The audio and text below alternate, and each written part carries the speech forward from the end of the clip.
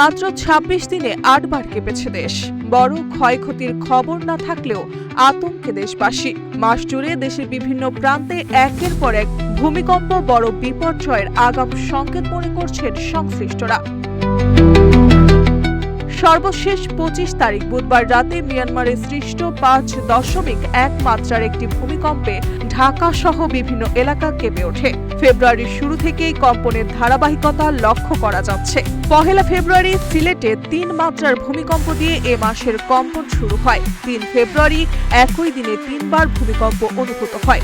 এর মধ্যে সাতক্ষীরার কলারোয়ায় ৪.১ মাত্রা এবং মিয়ানমারে ৫.৯ ও ৫.২ মাত্রার দুটি ভূমিকম্প ছিল।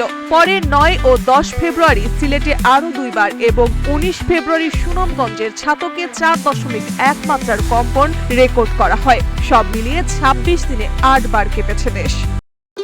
ভবিষ্যৎ হোক নিরাপদ, বিনিয়োগ হোক বিশ্বস্ত, আর আমার পছন্দ সল্ট বে। ওয়েলকাম টু সল্ট বে। এর আগে গত নভেম্বরে ৫.৭ মাত্রার এক ভূমিকম্পে দেশে ১০ জন নিহত ও শতাধিক মানুষ আহত হন। ফলে সাম্প্রতিক ঘন ঘন কম্পন নিয়ে নতুন করে উদ্বেগ তৈরি হয়েছে।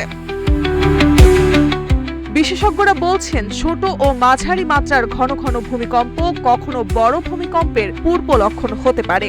ভূত্বকের নিচে দীর্ঘদিন শক্তি সঞ্চিত হলে তা একসময় বড় আকারে মুক্তি পেতে পারে।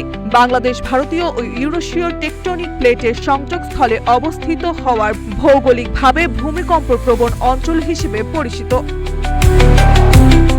তাদের মতে সম্ভাব্য ক্ষয়ক্ষতি কমাতে বিল্ডিং কোড কঠোরভাবে অনুসরণ, ঝুঁকিপূর্ণ ভবনগুলোর তালিকা প্রস্তুত, জনসচেতনতা বৃদ্ধি এবং নিয়মিত মহড়া পরিচালনা জরুরি হয়ে পড়েছে। মার্জিয়া মৌ, রূপালী বাংলাদেশ।